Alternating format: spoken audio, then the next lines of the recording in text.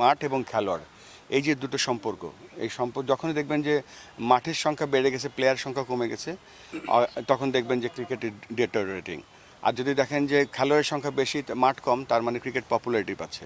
So এই জিনিসটা লক্ষ্য রেখে কিন্তু আমাদের যে প্রাইমারি লক্ষ্য, সেটা কিন্তু হয়তো সিলেট আন্তর্জাতিক স্টেডিয়াম বা সিলেট জেলা স্টেডিয়ামের মতো মাঠ আর করা সম্ভব না, কিন্তু আমরা চেষ্টা করবো ছোটো ছোটো যে জায়গাগুলো আছে সেখানে খেলা বা প্র্যাকটিস, মানে এটা তখনই। আপনি কি আবারও বিসিবি প্রধান হিসাবে অংশগ্রহণ করবেন কিনা এবং নির্বাচনটা কতটা চ্যালেঞ্জিং হবে? আমরা কালকে আমাদের ফাহিম ভাই অলরেডি ডিক্লেয়ার করেছে বোর্ডের পক্ষ থেকে যে অক্টোবরের প্রথম সপ্তাহে আমরা ইনশাআল্লাহ ইলেকশন করব এবং প্রপার ইলেকশনই করব। এখানে সভাপতি ইলেকশন হয় না, এখানে ডিরেক্টরদের ইলেকশন হয়, সেটা প্রথম লক্ষ্য এবং সেখানে থাকার চেষ্টা করব।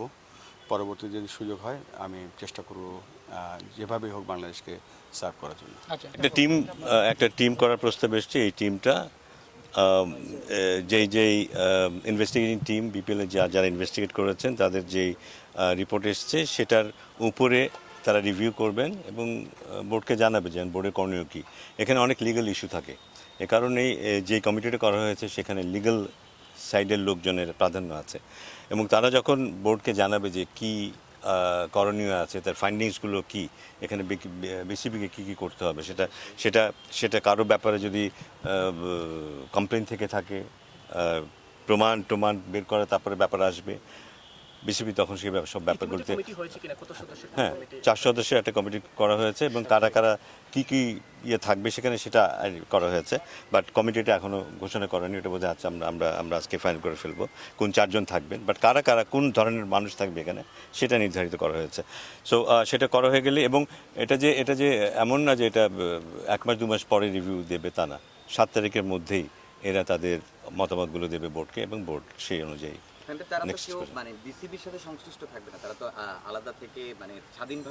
বিসিবির বাইরের থাকবে, বিসিবির ভেতরে থাকবে, এটা সো দ্যাট বিসিবির ভেতরের ব্যাপারটাও বুঝতে হবে। বাইরের লোক বিসিবির অনেক ভেতরের ব্যাপার বুঝবে না, সো বাইরের লোক এবং ভেতরের লোক 2 ধরনের লোক থাকবে। তবে এখানে মূল কাজটা হবে কিন্তু যারা আইন বিশেষজ্ঞ তাদের। আর আমি এটা সম্পূরক প্রশ্নটা আমি আপনাদের মাধ্যমে আমি আকুতি জানাচ্ছি। দেখেন, আমাদের খেলাটা প্রোটেক্ট করার জন্য হচ্ছে আমাদের প্রোটেক্ট করতে হবে খেলাটা, এবং সেই লক্ষ্যে আমাদের যে চার্টার আছে সেখানে আমাদের 1 নম্বর প্রোগ্রাম হচ্ছে আমরা কীভাবে এই খেলাটাকে প্রোটেক্ট করতে পারি সবার মাধ্যমে। সো প্রথম পদক্ষেপ আমরা যেটা নিচ্ছি, আমাদের নেক্সট খেলা হচ্ছে এনসিএল।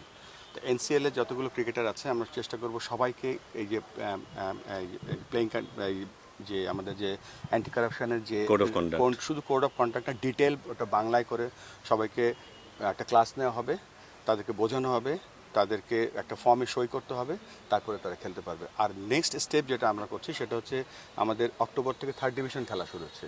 আমরা চাই যে বাংলাদেশ ক্রিকেট বোর্ডের ফান্ডেড এনি ইভেন্ট, যেখানে যতগুলো ইভেন্ট হবে সকলকে আমরা অ্যান্টি কারাপশন লজ কন্ডাক্ট ভালো করে শেখাবো এবং সেখানে পরে তারা বুঝবে, সই করবে, তারপরে তাদেরকে খেলতে দেওয়া হবে। তো শুরু করছি।